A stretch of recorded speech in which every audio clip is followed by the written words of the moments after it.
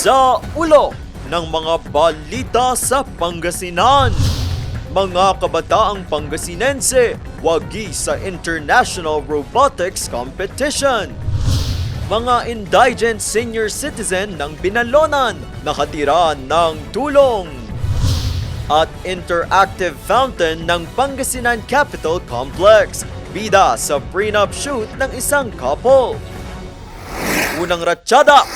Matapos ang 3 araw na kompetisyon sa Oradea, Romania, masaya at proud na inuwi ng ilang mag-aaral ng 1G Macaraeg National High School ng Binalonan ang kampyonato sa 14th Annual Robotics Championship International Competition. Ipinamalas nila dito ang kanilang angking galing, talento at dedikasyon sa paggawa ng mga teknolohiya. Buong suporta ang ipinabaon sa kanila ni Binalonan Mayor Ramon R.G. Gico IV at Pangasinan Governor Ramon Monmon V. Gico III. At sa pag-uwi nga ng mga Pangasinenseng kampyon, personal na nagpaabot ng paghanga at pagkabilib si Governor Monmon sa kanilang ipinakitang galing.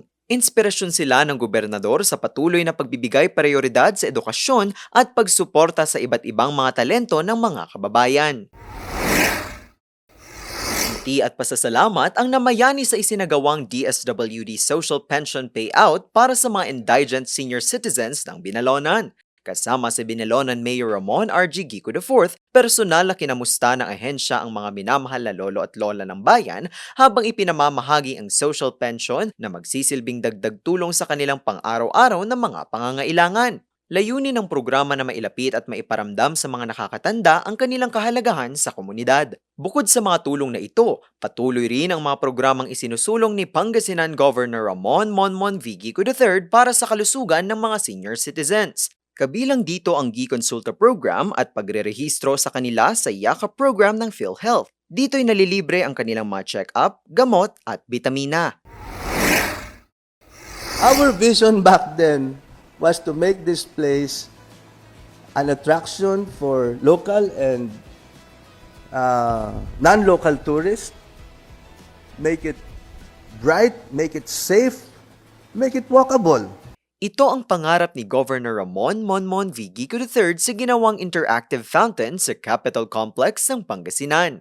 Parte ito ng capital redevelopment sa ilalim ng kanyang administrasyon. Araw-araw na itong nasisilayan ngayon mula alas 6:30 ng gabi. Tigi-1 oras ang pagitan ng bawat choreographed music na sasabayan ng interactive fountain. Pero ang plano lamang sanang pasyalan, a place for prenuptial shoot na rin.